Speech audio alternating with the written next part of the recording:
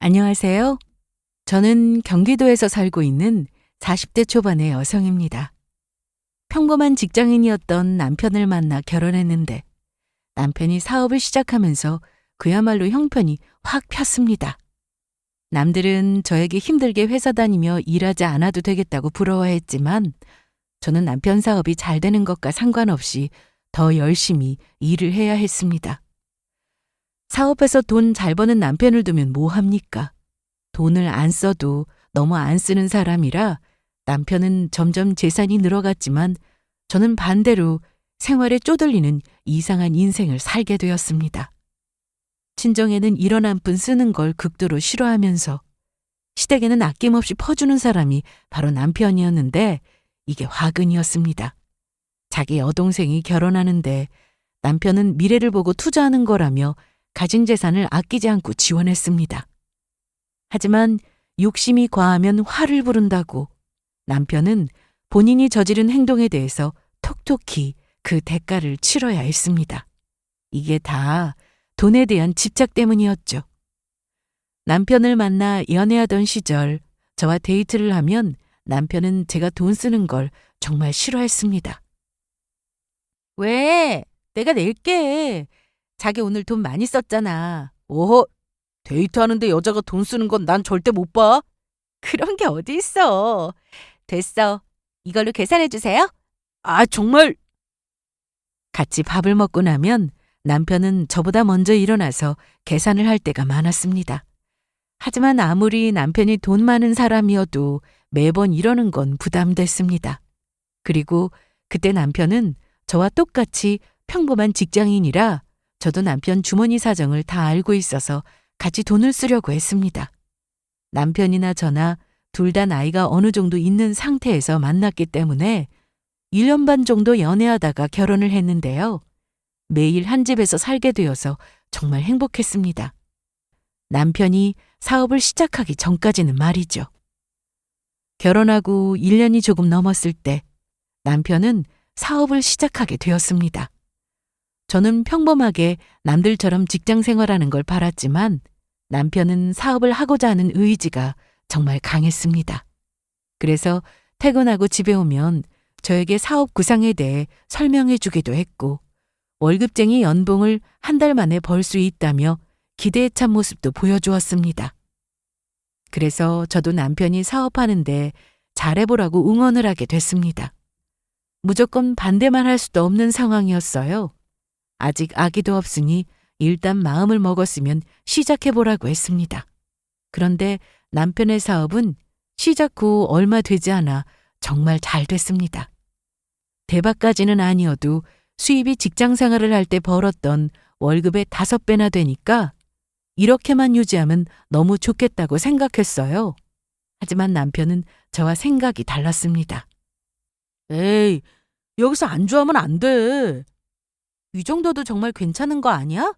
괜찮기는 10배까지 벌 거니까 당신 두고 보라고. 나 진짜 엄청난 부자가 될 거야. 남편이 돈을 잘 버는데 싫어할 아내가 어디 있겠어요? 저도 아주 좋았습니다. 그런데 남편의 욕심은 끝이 없는 듯 보였습니다. 남편은 사업 초기에 큰 돈을 벌었고 그 돈은 주식이나 다른 투자처에 넣었습니다. 저희는 돈 관리를 한 사람이 하기로 했다가 남편이 사업을 시작하고 나서는 각자 돈 관리를 하게 되었는데 대신 생활비는 똑같이 내기로 했습니다. 그러니까 저는 남편이 돈을 많이 벌게 되었어도 여전히 똑같은 생활을 하고 있었죠. 그래도 불만은 없었습니다. 남편도 다 생각이 있다고 믿었어요. 하지만 아무리 여기저기 돈이 묶여 있다고 해도 남편은 돈을 안 써도 너무 안 썼습니다. 제가 볼 때는 자린고비 그 자체였어요. 그런데 시댁에서 보는 남편은 전혀 달랐습니다. 남편은 그냥 돈을 아끼고 안 쓰는 사람이 아니라 시댁에는 아낌없이 돈을 썼습니다. 저는 그 부분이 너무 섭섭했습니다. 양가 지원 없이 결혼했고 특히 시댁에서는 시부모님께서 용돈이나 생활비는 바라지 않으니 둘이 잘 살기만 한다면 된다고 생각했어요. 하지만 남편이 사업으로 많은 돈을 벌면서 저 몰래 돈을 드릴 때가 많았습니다. 어느 주말 시댁에 가서 점심을 먹던 중이었는데 어머님이 갑자기 소매를 걷어올리시면서 저에게 팔찌를 보여주시더라고요. 얘, 이거 어때? 어머, 너무 예뻐요. 사셨어요? 요즘 이런 스타일이 유행이라고 하더라. 그런데 엄청 비싸 보여요. 보는 눈은 있어가지고. 맞아, 비싸더라. 그래서 살까 말까 고민했는데 우리 진호가 준 용돈으로 바로 샀지 뭐. 양가에 용돈을 드릴 땐 서로 똑같이 하기로 했는데 남편은 저와 한 약속을 지키지 않았습니다. 그래도 시댁 식구들이 다 모인 자리라 일단 조용히 넘어갔습니다. 그런데 남편보다 5살 어린 신우가 은근히 저를 무시하는 말을 많이 해서 평소 신우 보는 걸 별로 좋아하지 않았는데요. 이날도 어김없이 신우는 제 앞에서 얄밉게 굴었습니다. 저도 나이를 먹을 만큼 먹었는데 신우는 저한테 말을 할 때 조심하는 게 전혀 없었습니다. 그래서 툭툭 던지는 막말에 상처를 받는 건 언제나 저였습니다. 특히 먹는 걸로 딴지를 걸 때가 많았는데 언니는 원래 이렇게 밥 많이 먹어요? 다 이 정도 먹지는 않아요? 누가 그렇게 많이 먹어요? 제 친구들은 반 공기도 많다고 남기는데. 반 공기는 좀 부족하죠. 그러니까 그렇게 배가 나오죠. 언니 모르죠? 우리 오빠랑 결혼하고 언니 배 엄청 나온 거. 제가 뱃살이 좀 있는 편이긴 했지만 그래도 5호 사이즈 입고 심하게 배가 나온 것도 아니었습니다. 그리고 제가 정말 고도비만이라고 해도 사람을 앞에 두고 신체 부위를 콕 집어 비꼬든 말하는 건 기분이 나쁘더라고요. 그래서 신우에게 그러지 말라고 했는데 그럴수록 신우는 더 했습니다. 간식 같은 거 사 먹지 말고 차라리 그 돈을 저축이나 하라고 하더라고요. 시부모님도 계시고 제가 저보다 어린 신우와 똑같이 하는 건 좀 아니다 싶어 참을 때가 많았는데 선을 넘는 날에는 신우를 따로 불러 한 소리 하기도 했습니다. 그러면 신우는 절대 지지 않았어요. 미안하다, 안 그러겠다, 조심하겠다. 이렇게 말 한마디만 해도 제가 더 이상 뭐라고 하지 않는다는 걸 잘 알면서 신우는 바락바락 대들고 얄밉게 말을 했습니다. 언니가 뭔데 나를 가르치려고 들어요?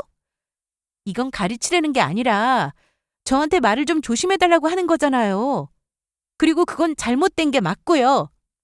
전 뭐가 잘못된 건지 전혀 모르겠는데요? 그리고 할 말 있으면 앞으로 우리 엄마 아빠 앞에서 해주세요. 오빠까지 있는 자리에서 부탁할게요. 시댁에 가면 신우가 항상 이런 식이라 짜증이 났습니다. 그렇다고 버릇없는 신우를 혼내는 사람이 있는 것도 아니었어요. 저한테 말을 함부로 하는 걸 다 들었으면서 시부모님이나 남편은 그저 가만히 있었습니다. 그러니 신우가 저한테 더 함부로 했고요. 남편에게 따로 말하면 남편은 자기 동생 편들기에 바빴습니다. 자기 동생이라고 생각하면 되잖아. 내 동생이었으면 그렇게 말로 했을까? 야, 그럼 뭐 때리기라도 하겠다 이거야? 그 정도로 아가씨가 좀 심하잖아. 난 뭐가 심하다는 건지 모르겠어. 그냥 귀엽게 봐줘. 그게 어렵냐? 남편까지 이러다 보니 저는 점점 시댁과 거리를 두고 지내게 되었습니다. 물론 신우의 이런 행동 때문만은 아닙니다. 제가 남편 없이 시댁에 가서 점심이나 저녁을 먹어야 할 때가 있었는데 어머님은 꼭 먹던 반찬을 그대로 꺼내서 랩만 벗겨서 꺼내 놓으셨어요. 반찬통에서 제가 새로 반찬을 꺼내 담을까봐 냉장고 문도 못 열게 하시더라고요. 처음에는 주방에 들어오지도 못하게 하셔서 저를 배려해 주시는 줄 알았습니다.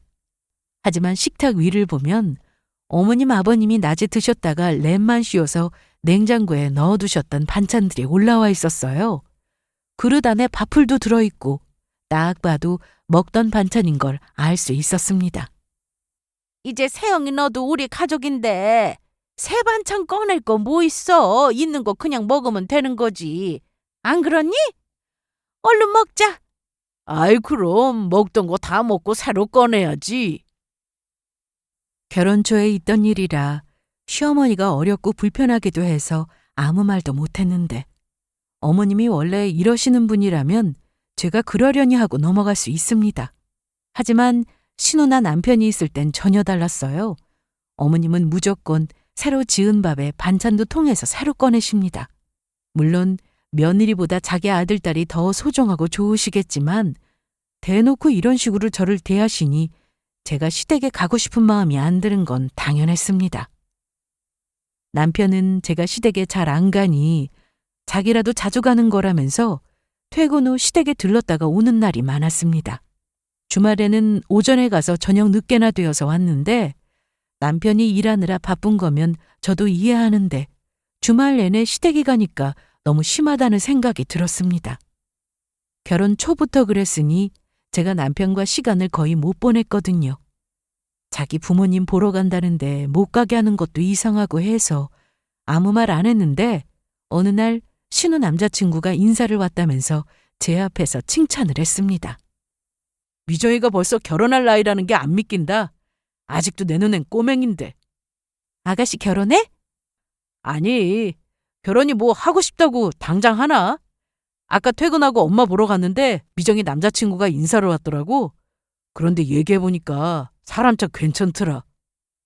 그런데 남편에게 들어보니 신우 남자친구는 의사라고 했습니다. 뭐? 의사라고? 와이대 나왔다고 하던데 대화해보니까 수준이 높은 게 느껴지더라. 아주 말도 잘하고 사람이 겸손하고. 의사라고 하면 원래 잘난 척 할 것 같잖아. 그런데 전혀 안 그러더라고.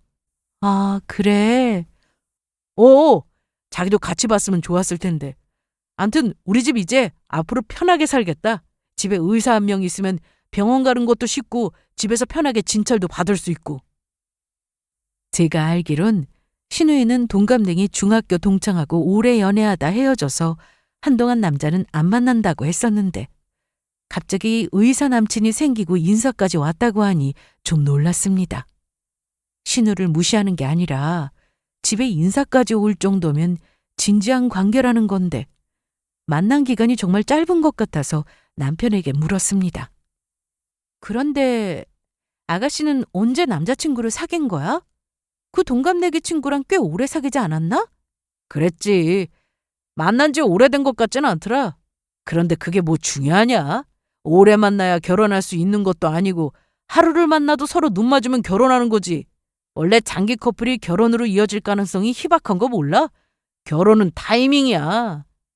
혹시 사진 있어? 사진? 잠깐만. 남편은 아가씨한테 받은 사진이 있다며 저에게 보여줬는데 그 사진을 보니 좀 낯이 익었습니다. 이름이 어떻게 돼? 한정수. 왜? 저는 이름을 듣고 놀랐는데 남편은 그런 저를 보더니 왜? 아는 사람이야? 아니. 하긴 너한테 아는 의사가 있겠냐? 무슨 말이 그래? 솔직히 없잖아. 나야 사업하면서 변호사도 만나고 회사 대표도 만나고 정치인도 만나지만 넌 그냥 회사 다니는 직장인이니까 아는 의사가 있겠냐 이 말이지. 그런데 인물 훤하지? 우리 미정이랑 되게 잘 어울리지 않아? 신우가 좀 더 심하긴 했지만 남편도 저를 무시하는 말을 툭툭 내뱉었는데 둘이 정말 똑같았습니다. 꼭 제가 기분 나쁜 티를 내야 눈치를 좀 보다가 그런 뜻이 아니었다며 사과를 해왔어요.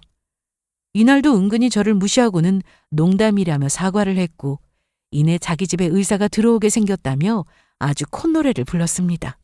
그리고 며칠 뒤 어머님이 김치를 주신다고 전화를 하셔서 퇴근 후 시댁에 갔습니다. 저는 시댁김치가 입에 맞지 않아 잘 안 먹었는데 남편은 무조건 어머님 김치만 먹어서 떨어질 때쯤 되면 어머님이 전화를 하셨습니다.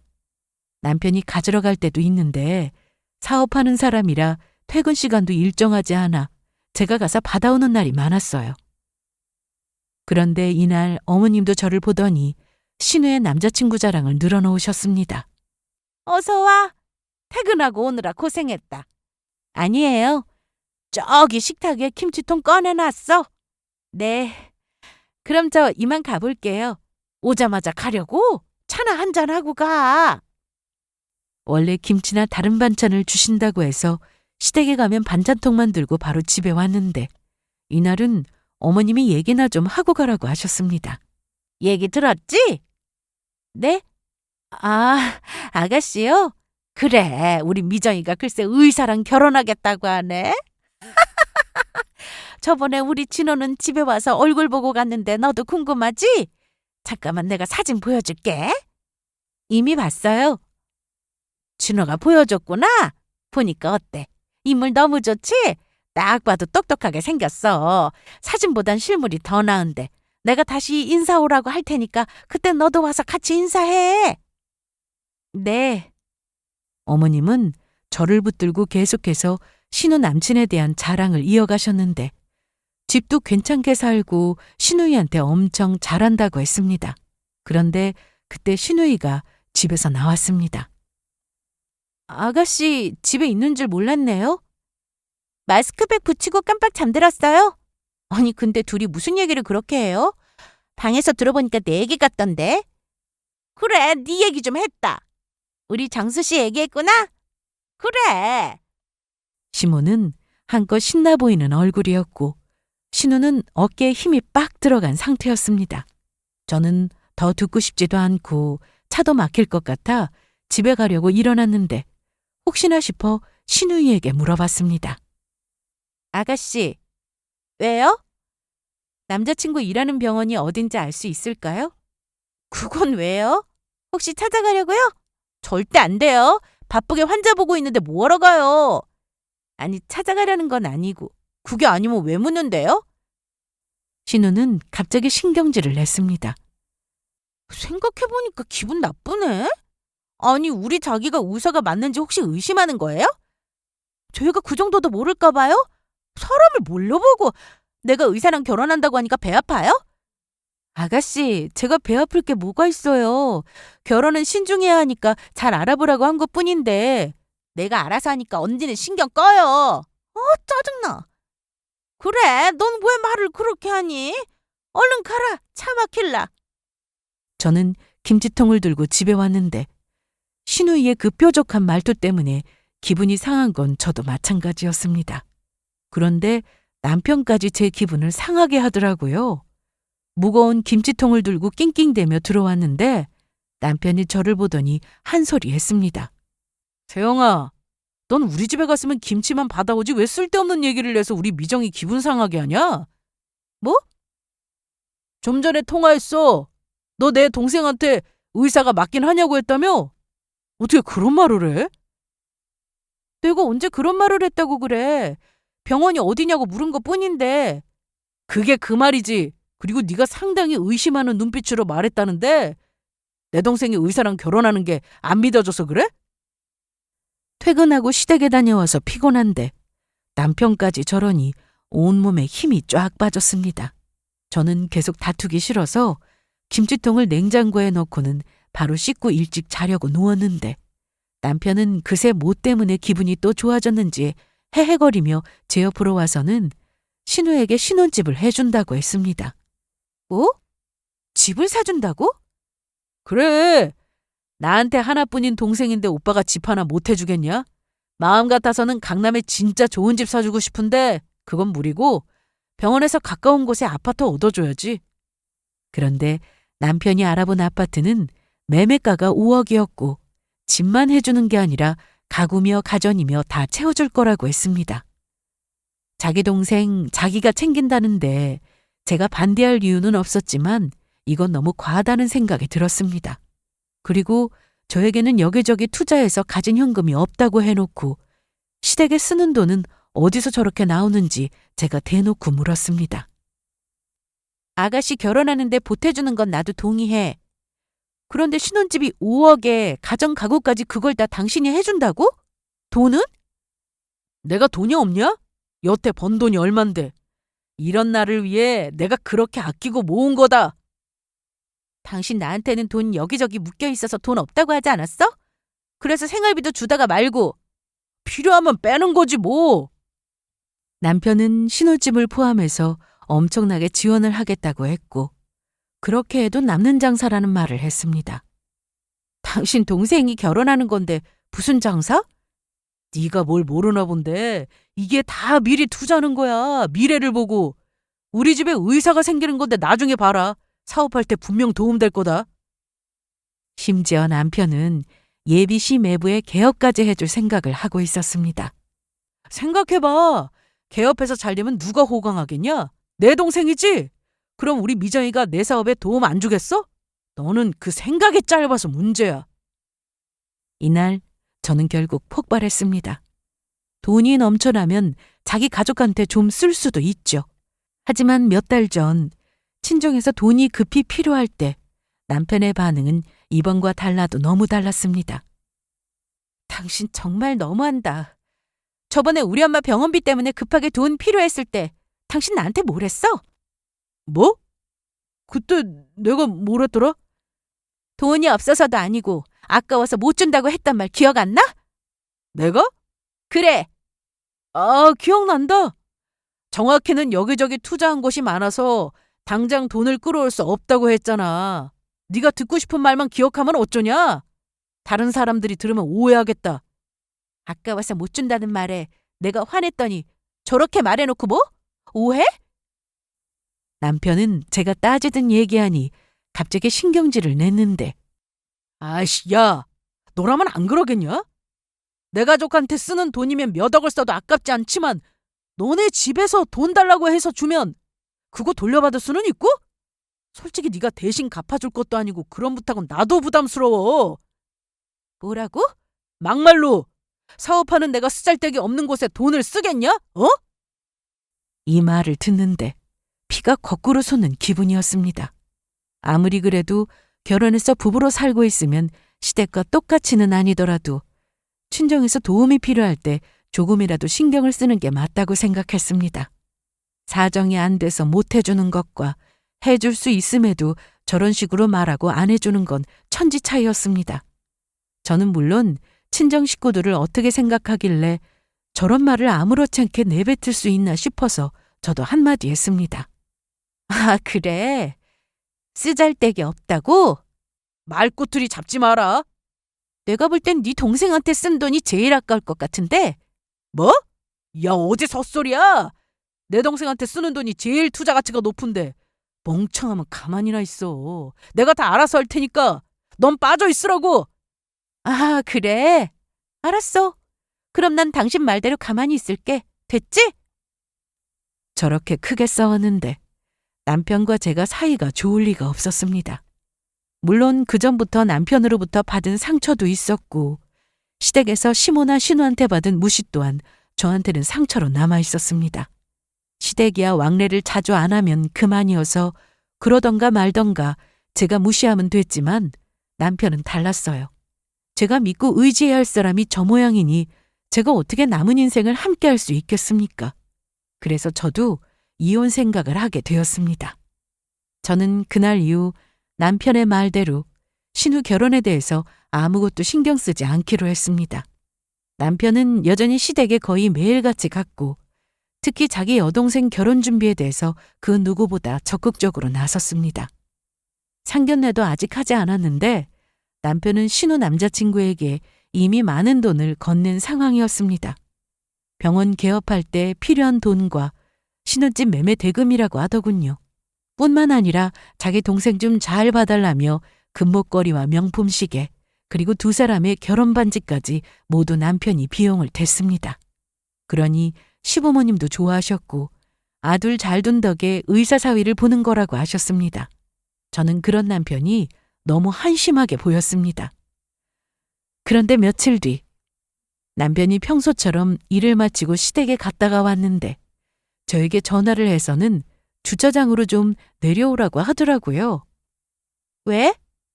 급하니까 빨리 좀 내려와. 목소리가 너무 안 좋아서 일단 내려갔는데 남편이 급하다고 한 건 화장실 볼 일이었습니다. 여기 차키 받아. 왜 놔줘? 엄마가 반찬 몇 가지 싸줘서 트렁크에 있는데 나 배 아파서 못 들고 올라가니까 네가 가져와. 나 급해서 먼저 올라간다. 차문 꼭 잠그고. 바로 냉장고에 넣어야 하는 반찬이라 저더러 가져오라고 한 거였는데 귀찮긴 하지만 차 트렁크부터 열었습니다. 그런데 차가 많이 흔들렸는지 반찬통 하나가 저 안쪽으로 굴러가서 손으로 빼려고 했습니다. 그런데 제 손에 잡힌 건 반찬통이 아니라 무슨 책자였습니다.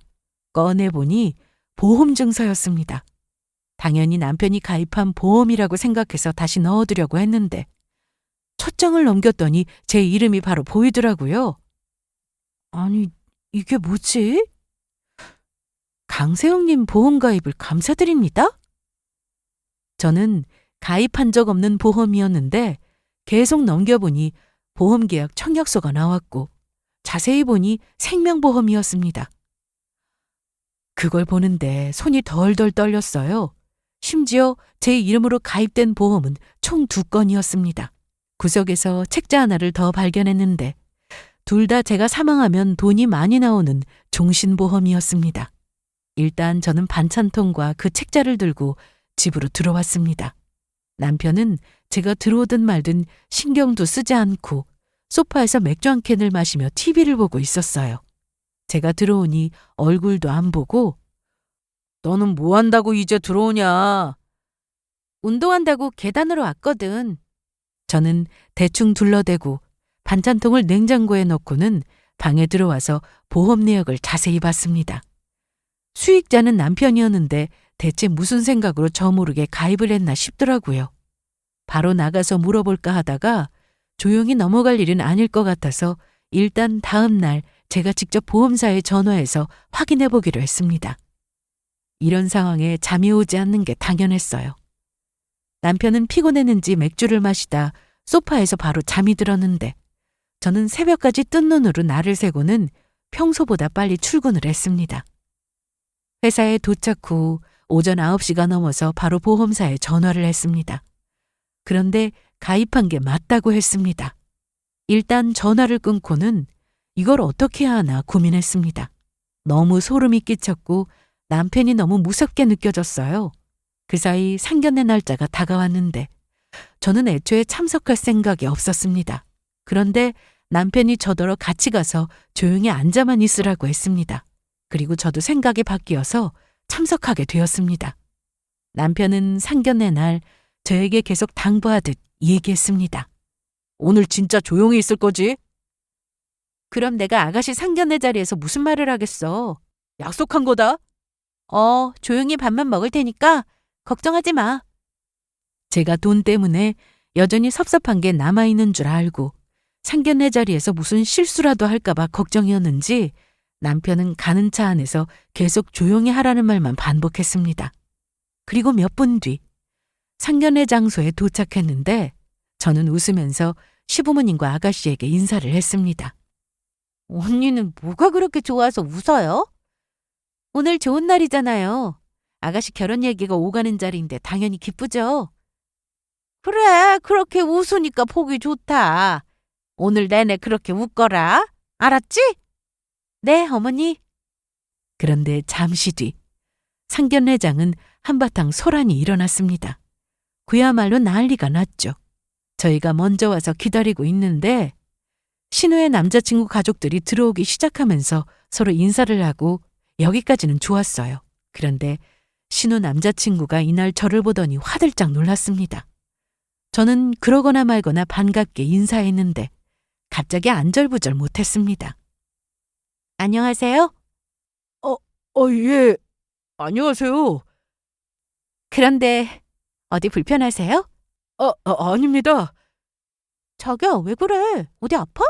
얼굴색이 너무 안 좋은데? 아니야, 아무것도. 예비 시매부는 저를 보고 놀라서 한마디로 좌불안석이었는데 제가 아무 말 없이 빤히 쳐다보고 있으니 고개를 아예 들지도 못했습니다. 저는 그 상황이 너무 재미있었어요. 입이 근질근질했지만 참았습니다. 그런데 그때 예비 시매부가 갑자기 뛰쳐나가 버렸습니다. 신우는 영문도 모른 채 자기 남자친구를 쫓아나갔고 신우의 예비 시부모님도 급하게 일어나려고 하자 남편이 막아섰습니다. 아니, 지금 뭐 하시는 거예요? 매자는 왜 갑자기 나간 거죠? 하지만 남편의 말에 그 어떤 대답도 들을 수 없었습니다. 그래서 저는 신우의 예비 시부모를 향해 한마디 했어요. 자식이 사기를 치는데 어떻게 그걸 보고만 계세요? 표정을 보니 이미 다 알고 계신 것 같네요? 뭐, 사기? 야, 너 지금 무슨 말 하는 거야, 어? 어머님 아들이 저더러 입 다물고 조용히 있으라고 해서 가만히 있었는데 다들 궁금해하시길래 말씀드린 겁니다. 방금 도망치듯 나간 어머님 예비사위가 사기꾼이라고요. 야, 강세영, 너 뭐라는 거야? 사기꾼? 너 그 말 책임질 수 있어? 내 친구랑 결혼했다가 이혼까지 했던 사람인데 내가 아무렴 이런 자리에서 거짓말하겠어? 그리고 내가 알기론 저 남자 공장 다녔는데 언제 의사 면허를 땄을까? 그건 또 무슨 소리야? 공장? 공장 다니면서 돈도 제대로 안 가져오고 내 친구 속만 썩이다가 이혼당했다고. 제 말에 어머님은 뒷목을 잡고 쓰러졌고 그 자리에 있던 신우의 예비 시부모는 급하게 밖으로 나갔습니다. 아이고 세상에, 이게 대체 무슨 일이야? 아니, 이 기집애는 의사라고 큰 소리 치더니 뭘 어떻게 알아본 거야? 여보, 어떡해요? 일단 진정 좀 해봐. 준호, 너는 미정이한테 전화해봐. 하고 있는데 안 받아요.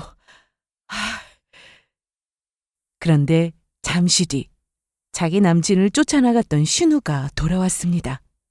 그리고 남편은 신우의 뺨을 때렸습니다. 야, 이미정, 너 이거 어쩔 거야? 오빠, 왜 때려?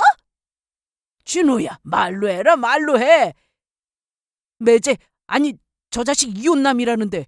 그리고 의사도 아니고. 그럴 리 없어. 우리 정수 씨가 이혼남이라고? 아니야, 의사도 맞는데. 이날 신우는 자기 남친이 근무한다는 병원이 어딘지 말했고 이건 남편도 알고 있었습니다. 그런데 그 병원에서 근무하는 의사 중 동명이인이 있던 거였습니다. 바쁘니까 평소에는 병원에 찾아오지 말라고 했다네요. 대신 끝날 시간에 맞춰서 신우가 병원 앞으로 찾아가서 만났다는데 어떻게 만나는 동안 의심하지 않을 수가 있는지 어이가 없었어요. 이날 상견례 자리는 한마디로 아수라장이었습니다. 남편은 화를 주체하지 못하고 테이블을 손으로 들어올려서 뒤집어 엎었고 사기꾼한테 제대로 당했다면서 주먹으로 벽을 치기까지 했습니다. 저는 더 이상 그 자리에 있을 필요가 없을 것 같아 조용히 빠져나왔어요. 집에 돌아와서 불편했던 옷을 갈아입고 좀 쉬고 있었는데 시댁 식구들이 다 같이 들어왔습니다. 아니, 이건 들이닥쳤다는 표현이 더 어울릴 것 같았어요. 남편이나 신우 둘 다 표정이 저를 잡아먹을 것 같은 얼굴이었거든요. 이게 대체 어떻게 된 일이에요? 언니가 설명해봐요, 빨리! 그래, 너 이미 알고 있었어? 그 자식이 어떤 놈인지 이미 알고 있었냐고! 아니? 나도 설마 하는 마음으로 나간 거야. 같은 이름에 좀 닮은 사람일 수도 있으니까. 뭐? 예전에 아가씨한테 병원 어디냐고 물어봤을 때 아가씨가 뭐라고 했죠? 괜히 발끈해서 사람 뭘로 보는 거냐며 오히려 저한테 신경질 부렸죠?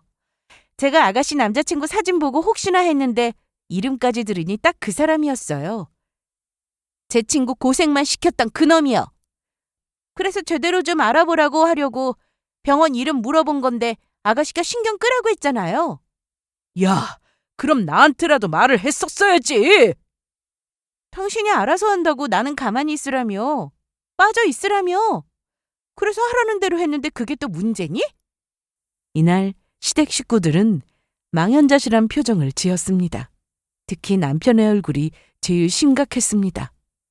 그도 그럴 것이 남편이 가진 현금을 거의 다 올인한 거나 마찬가지였어요. 신혼집 사라고 5억 주고 병원 개업하는 데 계약하라며 돈 주고 그거 말고도 예물에 정장도 맞춰줬으니 남편은 정말 심각했습니다. 남편은 바로 신고부터 한다고 난리였고 신우는 그런 남편을 말렸습니다. 안 돼! 경찰 신고는 안 돼. 일단 내가 먼저 만나보고 얘기부터 들을게. 지금 전화도 안 받는데 무슨 만나서 얘기한다는 거야? 아까 아니, 그 자식 부모가 하는 말도 못 들었냐? 죄송하다고 했잖아. 그게 무슨 뜻이야? 이게 다 사실이라는 거야. 그 부모도 한통속이라고. 다음 날 아침 일찍 남편은 경찰서에 신고를 했습니다. 그리고 제가 회사에서 일하고 있는데 점심시간에 남편이 회사까지 찾아왔습니다. 무슨 일이야? 집에서 얘기하면 될걸? 야, 무슨 일? 너 오늘 아침에 식탁 위에 두고 간 거 이거 대체 뭐냐? 뭐긴 뭐야, 이혼 서류지. 그러니까 나랑 이혼하고 싶다고? 어. 너 지금 우리 집 상황 어떻게 돌아가는지 알면서 이런 장난 치고 싶냐? 너는 이혼을 장난으로 하니? 나 방금 그 자식 경찰에 신고하고 오는 길이야. 안 그래도 정신 사나우니까 앞으로 이런 장난 한 번만 더 하면 어쩔 건데? 야! 어디서 소리를 질러. 내가 그동안 참고 산 건 어떻게든 당신하고 잘 살아보고 싶어서였어. 가정 지키고 싶었다고. 그런데 나만 참으면 뭐해? 돌아오는 건 시댁 식구들이나 너한테 무시만 당하는 거였는데. 내가 뭘 또 무시를 했다고 그래? 저는 그때 보험 증서를 내밀었습니다. 자세히 알아보려고 회사에 두고 다녔는데 이때가 말하기 좋은 기회일 것 같아 가지고 내려왔고 그걸 보여주며 바로 물어봤습니다. 이게 뭐야? 그걸 나한테 묻는 거야? 네 차 트렁크에서 나온 건데 열어보니까 내 명의로 된 생명보험이더라? 그런데 난 이런 보험을 가입한 적이 없거든. 수익자는 네 이름으로 되어 있는데 어떻게 된 거야? 그러자 남편은 갑자기 당황했고 할 말을 고민하는 것 같았습니다. 지금 어떻게 말하면 좋을지 생각 중이구나. 그거 내 친구 때문에 가입한 거야. 뭐? 내 친구 종민이 알지? 걔가 보험 설계 일하잖아. 쉴 적이 없다고 해서 그거 채워준다고 내가 도와준 거라고. 그럼 왜 나한테 말도 없이 가입했는데? 그게 내가 사업하느라 바빠서 말할 타이밍을 놓쳤어. 정말이야. 너 지금 이게 얼마나 위험한 짓인지 몰라서 그래? 아니, 내 마누라 보험 가입한 게 무슨 위험한 짓인데? 넌 나한테 고마워해야지. 고마워하라고? 내가 여태까지 그 보험료 다 내줬잖아. 남편은 어이없는 말만 늘어났습니다. 저는 더 들을 필요도 없이 이혼 얘기를 한 번 더 하고는 회사로 다시 들어왔습니다. 아침부터 남편한테 전화랑 문자가 계속 왔지만 제가 확인하지 않았는데 퇴근하기 전까지 남편한테 전화가 계속 걸려왔습니다. 하지만 어떤 말을 할지 뻔했기에 저는 받지 않았어요. 그리고 퇴근 후 제가 들린 곳은 변호사 사무실이었습니다. 그동안 저를 무시하고 친정 식구들까지 무시했던 남편놈에게 아주 확실히 혼을 내주고 싶었거든요. 그래도 없는 죄까지 만들어 혼내줄 생각은 없었습니다. 그동안 저에게 한 행동만으로 남편이 받게 될 대가는 어마어마했으니까요. 평소보다 늦게 집에 들어갔더니 남편은 갑자기 그동안의 태도와는 전혀 다른 모습을 보여주었습니다. 세영아, 왔어? 좀 늦었네. 바빴거든. 그래, 힘들었겠다. 뭐 내가 발이라도 주물러 줄까? 왜 이래? 내가 뭘? 원래 하던 대로 해. 세영아, 우리 이러지 말자. 나 안 그래도 미정이 때문에 힘든데 너까지 나 힘들게 하지 마. 내가 할 말이야. 더 이상 나 힘들게 하지 말고 도장 찍어. 우리 서로 편하게 이혼하고 끝내자. 싫어. 이혼은 절대 안 돼. 왜? 난 아직 너 사랑해. 진짜야. 헛소리 그만해. 사랑하는 사람한테는 절대 그런 행동이나 말은 할 수 없어. 남편은 그날 이후로 저에게 계속 잘해주려고 했습니다. 하지만 그럴수록 저는 더 싫었어요. 남편이 이러는 이유는 돈 때문이었는데 가진 돈을 신우 남친에게 다 준 것은 물론 주변에 사업하는 거래처 사장들한테 투자하라면서 돈을 걷어서 주기까지 했답니다. 저와 이혼하면 그나마 남은 재산을 나눠야 하니 남편은 그것 때문에 저한테 평소 안 하던 행동을 하는 거였습니다. 그래서 그게 더 괘씸했습니다. 도망간 신우 남친을 잡는다고 해도 그 돈을 다 돌려받을 수 있을지 알 수 없는 상황인데 저하고 이혼하면 남편은 더 골치 아파지니 어떻게든 이혼만은 안 하려고 애쓰더라고요. 그런데 남편이 간과한 사실이 하나 있었는데 저 몰래 가입한 보험에 대해서 너무 쉽게 생각하고 있었습니다. 그저 미안하다고 사과만 하고 끝내면 될 거라 생각했겠지만 저는 남편이 제 서명을 위조해서 보험 가입을 한 것에 대해 사문서 위조죄로 고소를 하게 되었습니다. 남편은 그저 이혼만 어떻게든 막을 생각을 하고 있었는데 생각지도 못한 고소를 당하게 되니 제 앞에서 더 납작 엎드렸습니다. 세영아, 고소라니. 야, 난 네 남편이야. 곧 이혼할 건데 무슨 남편? 야, 내가 이혼해 줄 것 같아? 그럼 소송해야겠네. 참, 무슨 소송이 누구 집 애 이름인가? 너 그거 쉬운 줄 아냐? 소송하면 다 받아주고 네 손 들어준다고 생각하나 본데 웃기지 마라. 절대 네가 원하는 대로 안 될 거다. 남편은 저렇게 큰 소리를 쳤습니다. 제가 아무리 저에게 유리한 상황이라고 해도 소송 자체가 정말 고생길이라는 걸 잘 알고 있었기에 이혼은 협의로 하고 싶었는데 어떻게든 거부하는 남편 때문에 어쩔 수 없었습니다. 그래서 본격적으로 소송을 시작했어요.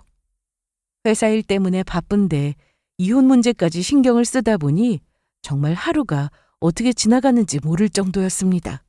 그런데 남편도 나름 준비를 했는지 자기한테 유리하게 주장을 하더라고요. 다 저를 위해서 그런 거라는 주장을 했습니다. 하지만 법원에서는 남편의 주장은 인정되지 못했습니다. 배우자인 저에게 충분히 보험가입에 대해 설명을 했어야 함에도 이를 의도적으로 숨겼고 그로 인해 제가 남편을 불신하게 된 계기가 되었으니 혼인 생활이 더는 회복할 수 없을 정도로 파탄에 이르게 되었다고 판단된다고 하더라고요. 부부 사이는 애정과 신뢰가 바탕이 되어야 하는데 남편의 이런 행동으로 회복 불능의 상태에 이르렀으니 결국 이혼을 할 수 있게 되었습니다.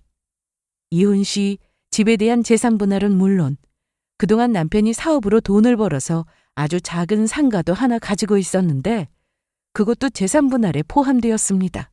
또한 유책 사유 인정으로 저는 위자료 청구도 했습니다. 그런데 이혼으로 끝이 아니었습니다. 전 남편은 저 몰래 가입한 보험으로 인해 사문서 위조로 법적 처벌을 받게 되었습니다. 초범이라 벌금만 내면 될 거라 생각했는데 사문서 위조로 인해 발생하는 효과나 피해 때문에 대부분 실형이 선고된다고 하더라고요. 전 남편도 예외는 아니었습니다. 그리고 저 모르게 가입된 보험은 당연히 무효 처리가 되었고 전 남편 친구라는 보험 설계사 역시 함께 처벌받은 것은 물론 보험회사에서 퇴사 처리가 되었다고 들었습니다. 제가 살면서 법정에 서는 일이 과연 있을까 싶었지만 사람 일 정말 모르더라고요. 이혼도 하고 고소도 하고 참 많은 일이 있었는데 도망갔던 신우의 남자친구가 잡혔다는 소식도 전해 들었습니다. 예전에 제 친구와 결혼했을 때도 그렇게 고생을 시키더니 이혼 후 사기꾼이 되어 여러 사람들한테 피해주며 살았더라고요. 잡히고 보니 전과가 정말 많았다고 했습니다.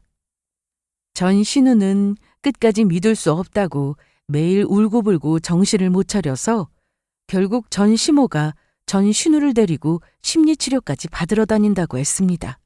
또한 전 남편이 그 사기꾼한테 줬던 돈은 다 써버렸다며 줄 돈이 없다고 했는데 그냥 감옥에 간다고 했다네요.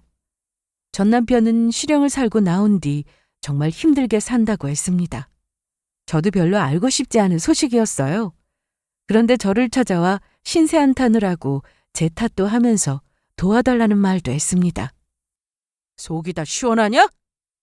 글쎄, 이걸로 부족해? 네 얼굴 보니까 안 좋은 기억이 떠올라서 말이야. 다 지난 일이잖아. 난 평생 두고두고 상처야. 그러니까 내 앞에 나타나지 마. 너도 알겠지만 내 사정이 좀 안 좋다. 그래서? 거래처 사장들이 돈 달라고 난리야. 나 믿고 그 자식한테 투자한 거라 내가 어떻게든 그 돈을 마련해줘야 하는데 그래서 네가 조금만 도와줄 수 없겠어? 없겠어. 그러지 말고 내가 그 돈 다 해달라는 거 아니야. 조금만 해주면 그거 주고 기다려달라고 할 생각이거든. 그런 계획은 나한테 말하지 말고 가서 니네 엄마한테 말해. 네가 그동안 나 모르게 용돈에 생활비에 이것저것 사준 거 내가 모른다고 생각하는 건 아니지? 뭐? 너 사업해서 돈 벌 동안 생활비 제대로 주지도 않아서 나 혼자 벌었었다. 그런데 이제 와서 뭐? 도와달라고? 전 남편이 여전히 정신을 못 차리는 것 같아서 저는 집에 들어가 바가지에 찬물을 담고 얼음까지 동동 띄어서 전 남편 얼굴에 뿌려줬습니다. 아, 뜨거! 야! 그러니까 좋게 말할 때 가라고 했잖아. 다시 한번 찾아오거나 나한테 쓸데없이 연락하는 날은 너 내가 다시 신고할 거야. 너 신고에 무슨 재미 들렸냐? 아우씨.